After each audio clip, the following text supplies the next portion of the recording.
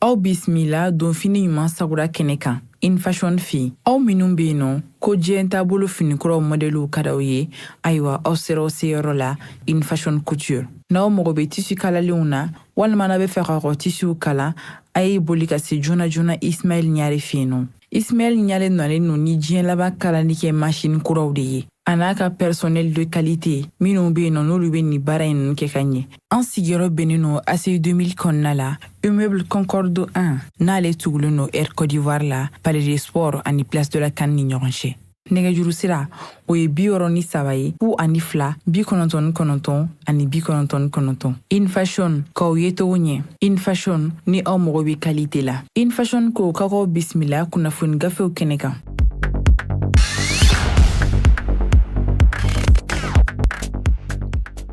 Dɛnɛ octobre kalo tile 30 san 2023 an balima Joliba TV News filɛbagaw an balima radio Joliba lamɛnbagaw minnu bɛ k'an filɛ bɔlɔlɔw sanfɛla la an ka page Facebook fo ka taa se page YouTube ma an b'aw bɛɛ lajɛlen fo dantɛ foli min na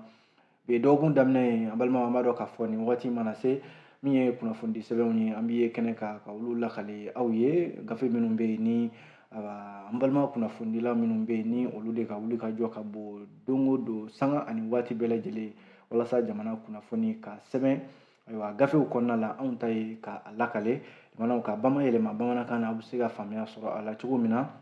o kuma nin an sigilen o de kɛnɛ kan an bɛ bɛɛ fo ka bɛɛ barikada an b'a fɔ an ɲɛna aw danse dɔgɔkun hɛrɛ ani karama ala k'o di an bɛɛ lajɛlen ma jamanaw gafe minnu bɔra ayiwa minnu bɛ an bolo kɔrɔ yan nɔ o bɛ tali kɛ les échos welewele ale bɛ yan le soir de Bamako ale bɛ an bolo kɔrɔ min ye le challenger ye ale bɛ yan ka taa se nouvelle horizon an sera ka nin gafe ninnu de sɔrɔ an bolo kɔrɔ bi an bɛna ninnu de lakale aw ye o kuma na an b'a daminɛ joona ni fasɛdi sɛbɛn min na kama ko les échos écho kumana a y'a jira k'a fɔ ko ayiwa min bɛ ayiwa sonyɛniko kuma min n'o fɔra EDMSA n'o ye Mali cakɛda min ɲɛsinnen bɛ kuranko ma n'a fɔra k'a fɔ ko ka dɔ fara gafew n'o ye surfacturation ye ka dɔ fara carburant sɔngɔ kan walima ka carburant suɲɛ n'o ye taji ye minisiri min ni ale bɛ énergie du Mali koɲɛw kunna ale ka ɲɛfɔliw la a bɛ n'a fɔ nin kuma in ma bɛn énergie du Mali baarakɛlaw ma kɛrɛnkɛrɛnnenya la syndicat dɔ b'u tɔgɔ la ale bɔra ka jɛrɛ belebeleba kɛ juma tɛmɛnen in na o kɔfɛ ka kunnafonidilaw wele ka ɲɛfɔli kɛ kunnafonidilaw ye sen fɛ a kɛra juma tɛmɛnen de octobre kalo tile 27 san 2023 a jala k'a fɔ syndicat min filɛ n'u k'a ma ko syndicat des travailleurs d'énergie du Mali ko u ye minisiri jaabi u y'a yira minisiri la k'a fɔ ko a ye jalaki de bi olu kan a bagara olu ma wa ko dalilu fɛn fɛn b'a bolo nin jalaki ninnu na ko u b'a ɲini a fɛ a ka bɔ ni dalilu ninnu ye k'a yira olu la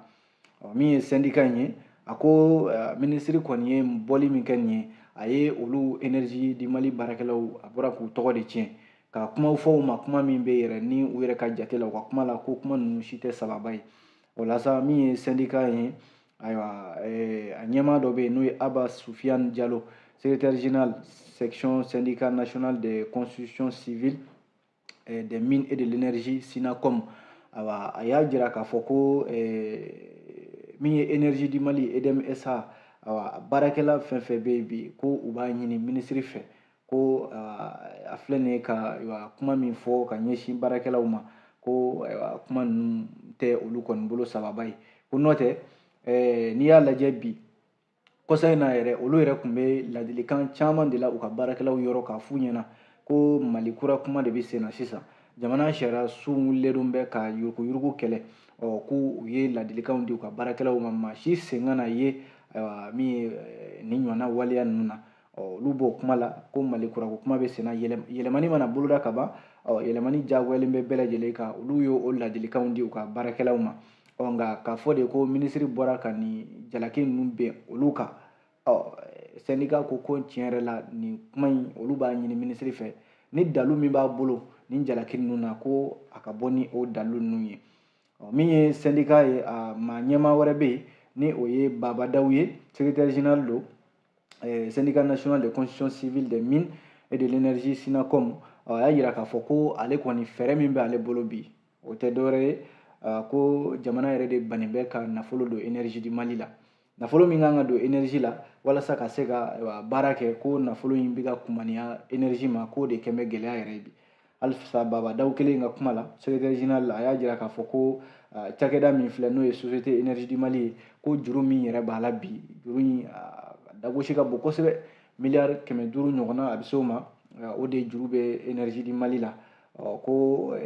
n'i y'a dan olu yɛrɛ ma ko taji suɲɛko kuma min bɛ ka fɔ n'i y'a mɛn a kuma fɔra o y'a sɔrɔ a bɛ yen de n'i y'a dan olu ma ayiwa yɔrɔ minnu bɛ yen n'o ye centrale thermique ye taji bɛ machine minnu labaara ko k'o bɔ yen nɔ u ka ba don baraji ninnu na ayiwa babili minnu b'an ka ba ninnu sanfɛ ko ka ayiwa ba don olu la olu ka se ka courant di jamana ma min ye centrale thermique ko in ye ale ka se ka to yen jamana hakili lajiginna ECHO ka kuma la ayiwa yɔrɔ minisiri min bɛ jiko ni kuranko kunna ale de bɔra kɔsannin na ka jalakiba bɛ énergie du Mali baarakɛlaw kan u ni ayiwa u jɛɲɔgɔn jugu n'o ye sɔrɔmusoba dɔ y'an ka jamana kɔnɔ u tɛ baara wɛrɛ la taji suɲɛ jamana ka min ye sanni mana kɛ ka tila ka dɔ fara o wari kan walasa olu yɛrɛ bɛ se k'u ta sɔrɔ minisiri kɔni y'a jira k'a fɔ nin ko in mana kɛ cogo o cogo jamana sariya de bɛna a ka baara kɛ fasiri ka kuma la ko ECHO nin tɛ sariya wulilen k'a jɔ maa bɛ se k'a fɔ yɛrɛ ninnu ni ɲɔgɔn cɛ jamana sariya ko kɛlɛ de bɛna wuli sisan a fɔ min ma ko affaire à suivre o kɔrɔ ye nin ko in a ma ban dɛ jamana kunnafoni Soir de Bamako bi kunnafoni in dafa Soir de Bamako fana kumana kuma kelen in na ko n k'a fɔ syndicat minnu bɔra sisan ka kuma n'o ye énergie du Mali syndicat ye k'a bɛ n'a fɔ u y'u kuma waati jɛ dɛ u kun kan ka kuma waati min na u ma kuma o waati la n'i y'a lajɛ minisiri ka bɔli kɔfɛ yɔrɔ syndicat ninnu bɔra ka jaabi kɛ a bɛ n'a fɔ a kɛra jaabi yɛrɛ ye i ye jalaki bɛn an kan an bɛ bɔ k'i jaabi Soir de Bamako ka kuma la syndicat des travailleurs de l'énergie du Mali ko u ye kunnafonidilaw wele ka se ka nka kuma min bɔra u da kuma in u ma se ka mɔgɔ lasɔn u ye fasiri ka kuma la ko o de cogoya la min bɛ minisiri ale ka bɔli kɔfɛ n'i ye jateminɛ kɛ syndicat ninnu bɔra k'a fɔ k'u bɛ jaabili min kɛ sisan a bɛ n'a fɔ u ye waati de jɛ u kun kan ka kuma waati min na n'o tɛ ko bɛɛ b'a dɔn k'a fɔ bi n'i ye Mali lajɛ don o don waati o waati tile o tile lɛri o lɛri jamana i b'a ye k'a fɔ nin cakɛda min filɛ n'o ye énergie du Mali ye a kɔlɔlɔ ka bon jamanadenw kan kosɛbɛ min ye taji suɲɛko kuma min bɛ ka fɔ nin ye n'o de ye nafolo suɲɛ walima taji suɲɛ ye nin kuma ma bɔ Mali minisiri min bɛ kuranko ni jiko dɔrɔn kunna dɛ jamanadenw yɛrɛ dama ye nin kuma fɔ fo k'a bɔgɔrɔ dɔn nka jamana sogo n k'a fɔ miɲɛtɔ ka kuma tɛ minɛ sogo bosoyɔrɔ la nin kuma fɔra jamanadenw fɛ Soir de Bamako ka fɔ la nka a ma ta ba la fo minisiri yɛrɛ bɔlen de ka nin kuma fɔ syndicat ka bɔ k'ale bɛ jaabi kɛ o la ko syndicat min yɛrɛ bɔra ka kuma ko syndicat denmisɛnnin don a ma kɔrɔbaya kosɛbɛ ko min kun da ka di u la u kun ka fara minisiri kan ka nin kɛlɛ in kɛ nka olu kun man ka bɔ k'a fɔ de ko minisiri ye kuma min fɔ ko kuma ninnu tɛ tiɲɛ ye ko ninnu kɔni bɛɛ lajɛlen bɛ k'a lajɛ de ka birifini sama ka taa u yɛrɛ kan k'u yɛrɛ kisi ko hali u ni maa minnu bɛ jɛla nin ko la ka se ka fara olu kan jamana ka se ka jigi dingɛ kɔnɔ ko n'i y'a lajɛ misali bɛ ta jamana cakɛda damadɔ kan yan i n'a fɔ ICOMA UNPP chemin de fer entreprise de transport urbain Bama bus Taba bus Somiex min bɛ tali kɛ ITEMA Koma taxi a n'a ɲɔgɔnna caman olu dafirila nin cogoya de la énergie du Mali filɛ sira min kan nin cakɛda ninnu fana dafirila nin cogoya de la ɲininkali yɛrɛ kɛlen bɛ Soir de Bamako fɛ n'a sɔrɔla EDMSA a fana tɛna dafiri i n'a fɔ nin cakɛda ninnu dafirila cogo min na sabu suɲɛni ni taji suɲɛ min bɛ ka fɔ nin cogoya la EDM kɔnɔna la a ko laban a bɛ taa kɛ cakɛda yɛrɛ dafirilen pewu nka n'i y'a lajɛ ko min ye fasiri y'a ka kuma la an bɛ don min na i ko bi kɛlɛ min kɔni daminɛnen filɛ n'o ye yuruguyurugu kɛlɛ ye a bɛ n'a fɔ a bɛ fɛ ka don énergie kɔnɔ nka minnu bɛ yen ni jalaki bɛ fɛ ka bin olu kan olu fana bɛ fɛ ka jalaki wuli ka bɔ u yɛrɛ kan a ko mana kɛ cogo o cogo énergie du Mali jalaki de b'ale yɔrɔ dɛ kunnafoni filɛ an ye nin bɔ fasidi sɛbɛn Soir de Bamako ani ECHO welewele olu de bɛ ɲɔgɔn dafa aw bonya b'a la.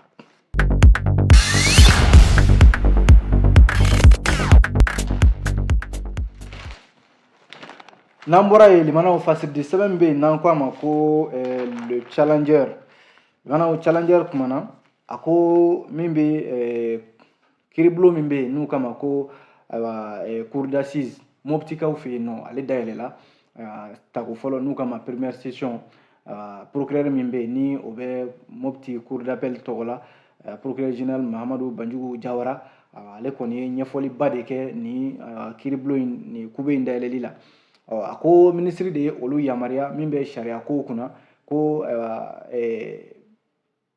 ɲanginibaliya min bɛ sen na an ka jamana kɔnɔ ko k'a kɛlɛ n'i ye walejugu kɛ k'i ye k'i to yen limana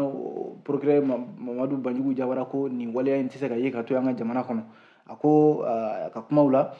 baara dayɛlɛ ninnu na première session de la cour d'assises min kɛra Mopti san 2023 a dayɛlɛla octobre kalo tile 23 tɛmɛnen in na procureur général y'i kanto a ko hakilila jiginna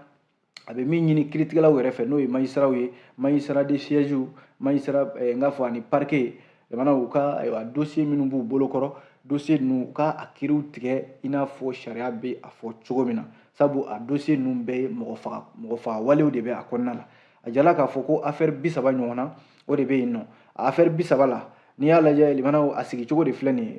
min ye fasiri challenger a ko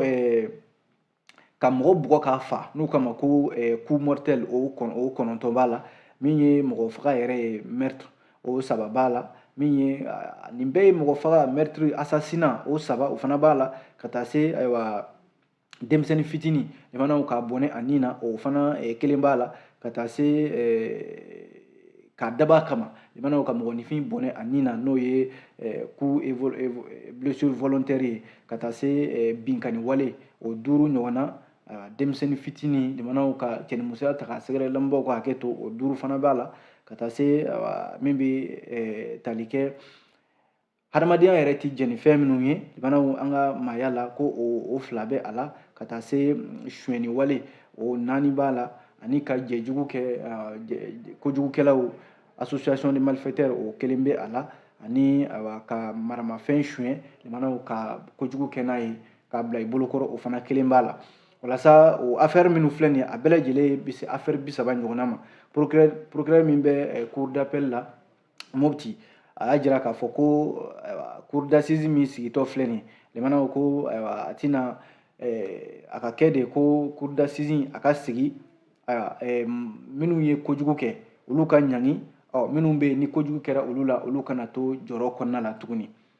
n'i y'a lajɛ min bɛ tali kɛ jalakili binnen bɛ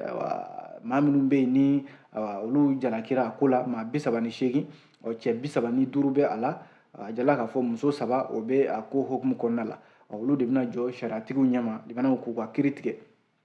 procureur Mamadu Banjugu Jawara ka kuma la halisa a ko Mali la yan bi an ka sigidaw kɔnɔna la limanaw fɛn min bɛ yen ni o de ɲɔ bɛ ka ɲɛ bi o de ye adamadenya yɛrɛ la a bɛ n'a fɔ kuma ɲɔgɔnya bɔra ni ɲɔgɔn cɛ bilen a kɛra de n'i ye fɛn kɛ n na n bɛ n ta juru sara k'o kɛ ni maramafɛn ye walima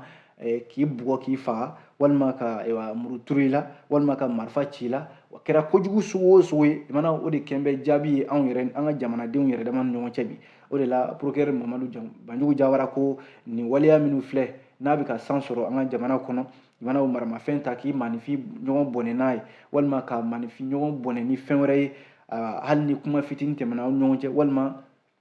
fɔɲɔgɔnkɔ dɔɔni mana tɛmɛ an ni ɲɔgɔn cɛ ka t'o laban ayiwa ni bɔnɛ la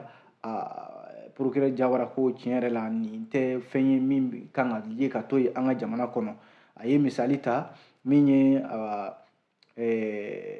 procureur kɔrɔ Jawara a ye hakilila ta o kan n'o ye Yanbo Wɛlɛgɛmu ye ale fatura octobre kalo tile 14 san 2017 o ye sɛbɛnni dɔ kɛ a ko a ka gafe kɔnɔ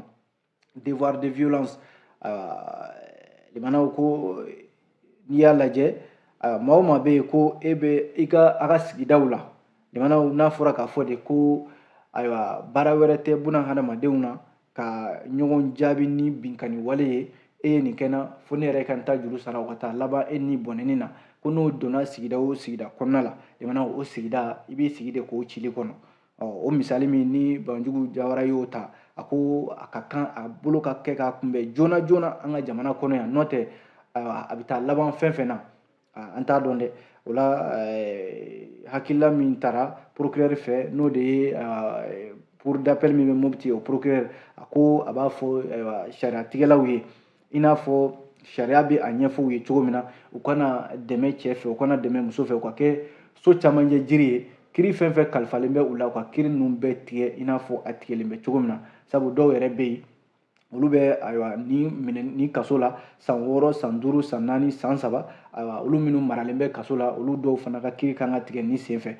procureur général de la cour d'appel Mopti a ko minisiriso min bɛ sariya ko kunna o de ye u yamaruya u ka nin dossier ninnu ka kiri tigɛ i n'a fɔ a kan ka kɛ cogo min na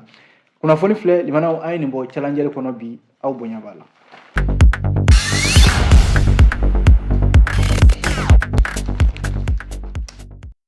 limanaw fasiridi sɛbɛn min n'an ko a ma ko Nouvelle Horizon a kumana Nouvelle Horizon y'a jira k'a fɔ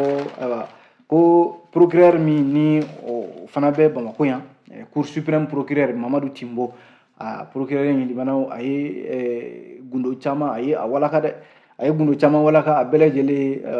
suɲɛni yuruguyurugu jamana foroba nafolo limanaw k'a ta a jarala k'a fɔ dossier belebeleba 3 de bɛ yen minnu bɛ ayiwa kiri ɲɛma bi ni sariyatigiw bɛ ka woloma ka se ka ayiwa jalakibaw minnu bɛ yen ni ayiwa olu sen yera nin ko la limanaw ka se ka u jalaki a jarala k'a fɔ ko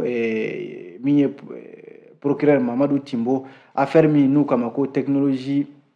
en fin de sécurité aéroportière n'u kama ko Sécuriport a jarala k'a fɔ ko miliyari 8 ɲɔgɔnna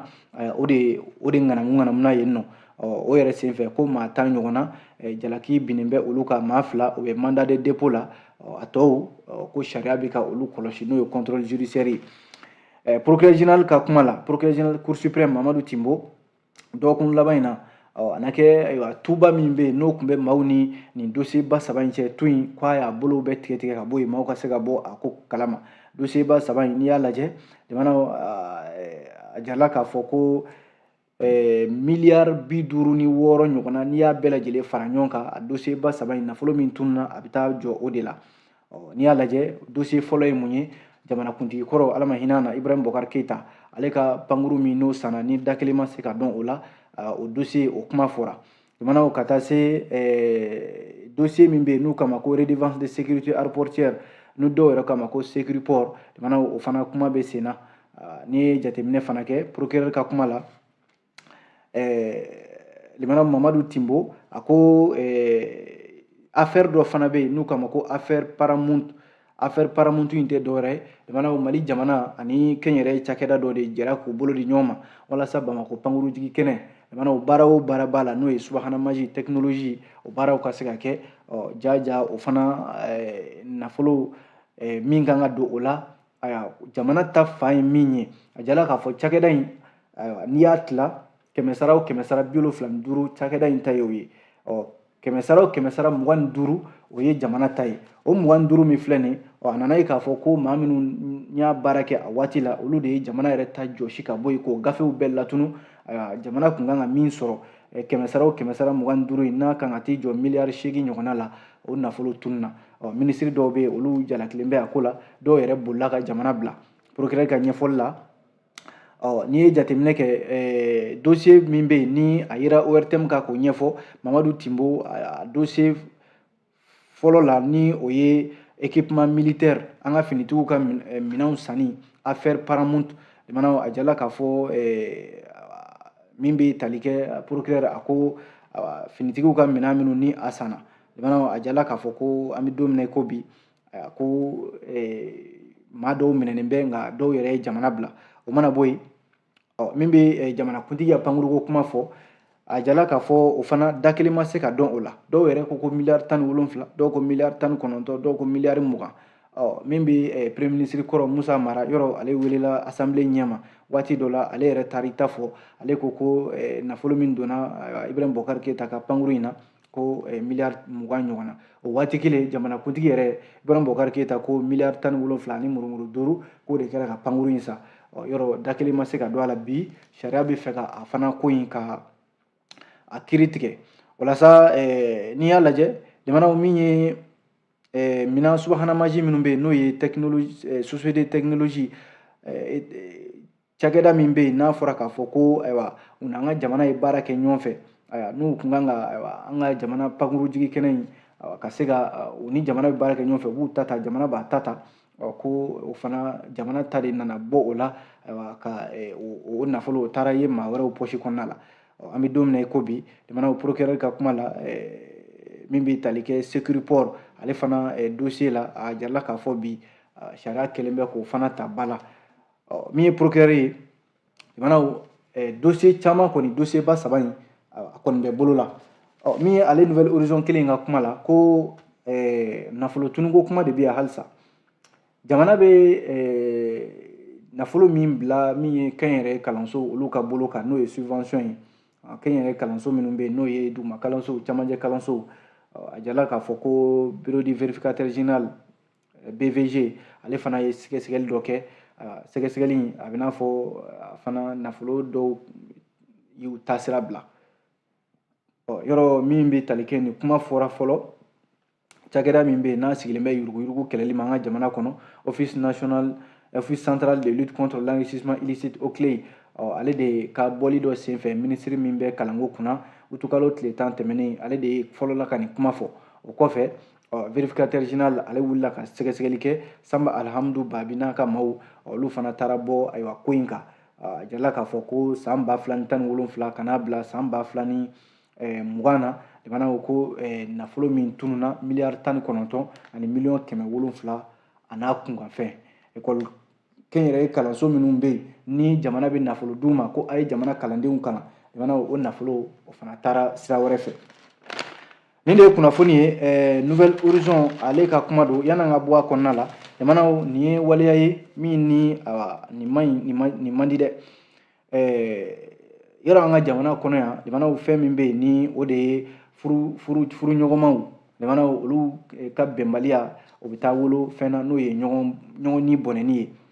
jamanaw ko in a bɛ ka san sɔrɔ an ka jamana kɔnɔ yan sisan dɛ ko ni muso in n'u k'a ma ko BS ko ale kɔni fatura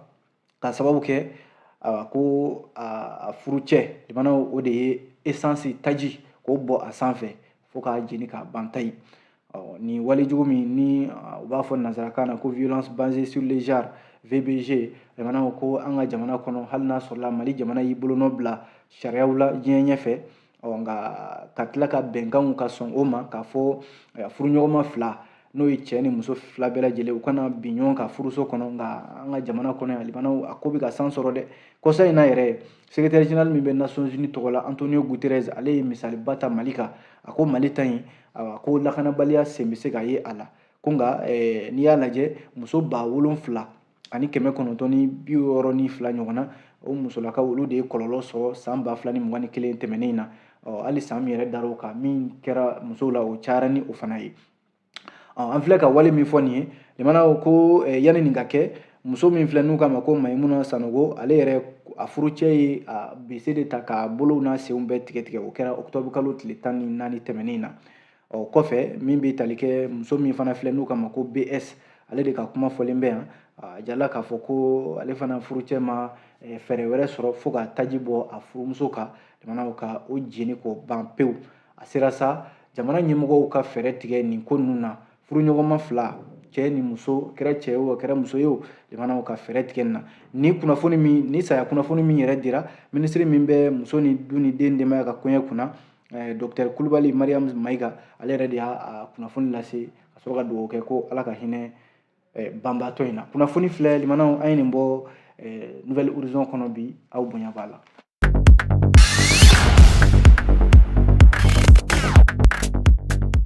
limanaw fasiri an b'a kuncɛ ni min ye o ye le soir de Bamako a y'a jira k'a fɔ ko MINUSMA ka tagaliko kuma min ni o bɛ sen na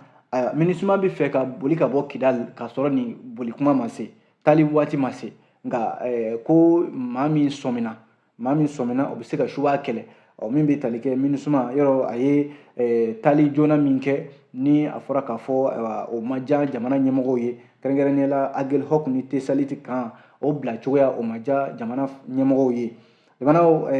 MINUSMA bɛnkan de bɛ yen min ye résolution 2690 conseil de sécurité de nin kuma fɔ MINUSMA mana bɔ Mali la a mana kan o kan bila o kan kofɔlen o kan ka ta ka di an ka finitigiw ma nka a nana ye k'a fɔ ko MINUSMA fɛla de tɛ o ye a kɛn bɛ ka o ko kɛ yɛrɛsagokɛ ye ko kɔsɛ in na sɔmi kɛra la k'a fɔ Kidal min filɛ nin ye k'a bɛ fɛ ka Kidal bila yani octobre kalo tile 31 cɛ nka jamana ɲɛmɔgɔw ko ayi ɲɛt o tɛ kɛ dɛ a b'aw jɔ waati min dira aw ma a b'a ka minɛnw cɛ a bɔ kan Mali finitigiw don kan ko pankuru minnu b'u bolo ni u bɛ ka yamaruya ɲini jamana ɲɛmɔgɔw fɛ ko f'u ka Kidal bila jamana ɲɛmɔgɔw sɔmina sabu u ye wale jugu min kɛ don tɛmɛnenw na Agel Hawk a bɛ maa hakili jigin o la a bɛ maa hakili jigin Tesalit la kabi bɛr yɛrɛ yɔrɔ bɛr kan bila cogoya ni si ma kɛ bila cogoya ye min ni a ye jamana ɲɛmɔgɔw ja min bɛ tali kɛ nin waati in na yɔrɔ taliko fɔlɔ MINUSMA ka taako fɔlɔ in première phase o baara kɛra ka ɲɛ nka deuxième phase min filɛ n'o bɛ ka kɛ ni bamanci walew bɛ ka don a ko senkɔrɔ MINUSMA ka jɛjugu sababu la Fasiri ka kuma don dɛ ko jamana ɲɛmɔgɔw sɔmina u tɛna ko in kɛ i n'a fɔ yɛrɛsago kɛ bilen MINUSMA waati min dira a ma a bɛ taa o waati de la u bɔ kan bɛ di jamana finitigiw ma walasa a kana taa kɛ fɔɲɔgɔnkɔ ye o de ye kunnafoni yɛrɛ ye k'a kun cɛ nin ye kunnafoni min fana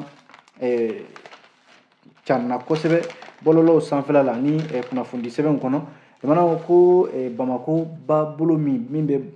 Bamako cɛci ni u k'a ma ko fleuve Niger nin ba in kɔni tiɲɛna kɛrɛnkɛrɛnnenya la babili minnu b'a sanfɛla la i b'a mɛn k'a fɔ ni dɔ ma t'i fili pɔn kɔnɔ i b'a sɔrɔ sirabakan kasara o bɛ kɛ ba bolo in sanfɛ ko nin sirabakan kasara jugumanba dɔ de min kɛra pont de Martyrs pont fɔlɔ min bɛ Bamako yan ko camion citerne dɔ ale kɔni tun b'a ka damatɛmɛ boli la a nana yɛlɛ mototigiw kan k'olu fili ji kɔnɔna la Fasiri n'o ye Soir de Bamako ye a ko ale ye kunnafoni minnu fara ɲɔgɔn kan nin sirabakan kasara jugumanba min filɛ n'a a kɛra nɛgɛ kanɲɛ 18 waatiw la pont de Martyrs kan a jala k'a fɔ ko camion dɔ de bɛ yen min ni ale tun bɛ boli damatɛmɛ boli yɛrɛ la a na kɛ chauffeur kɛ mɔbilibolila mɔbili boli cogoya nana tila ale la ko a nana yɛlɛ mototigi dɔw kan ka olu bila ka taa ji kɔnɔna la kunnafoni min sɔrɔla Soir de Bamako ko ale y'a sɛgɛsɛgɛli min kɛ